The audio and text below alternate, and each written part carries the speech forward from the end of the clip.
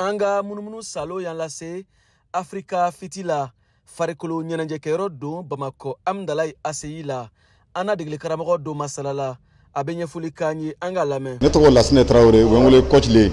salle gymne farikolo nyananjekero do deska bebeke anno munu be feka koko lubena munu be feka fasa wena éducation tension to abe sport fan domaine salle gym konna la nen chama menno do be le sanfé ka bulle ke nege so munu be na be pétali ani nege so munu be ni ibe bloquer ka la marché do bi na wa fo ko unna ko kono baradi ka bo be fo kono baradi fasa ka do ci ka bu kono barala donc me bita soro singuru ba dimbe ke ulula donc ambe anno ko be ni ngani ngalu kila ni na folo sani yangi bla barala mi nga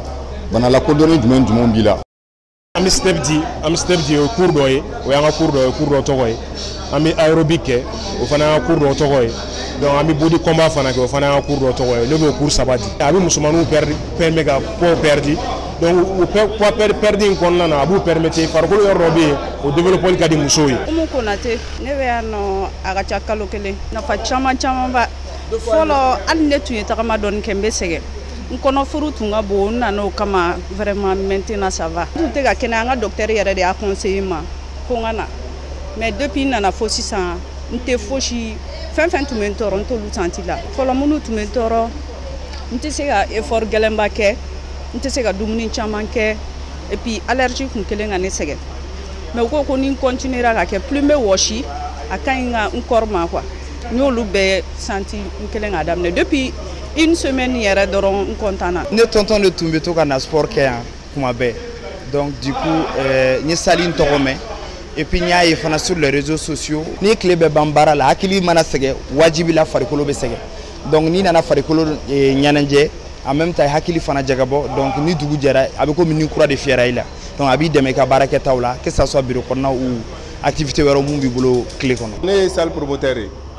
wa tigire ne yere farikolo nya kadin yere bon me bo ameta bougie baula et puis ameta salle wero la bon yere sigala on pour ga pas arrêter initiative sur ka salle do dans les chiens clé donc pour que jeune demsanu mo gorobaw be kana chien clé ngo kana farikolo nya na la ro la chien clé bon ni mi se wasa sur la parce que tiens la mo be do atigi abe content meta il va sur do be na perdre des poids là 2 mois dron il va e résultat be lu fana mo lu kera saw be ga mo chama la sama ni tunyanje Afrika fitila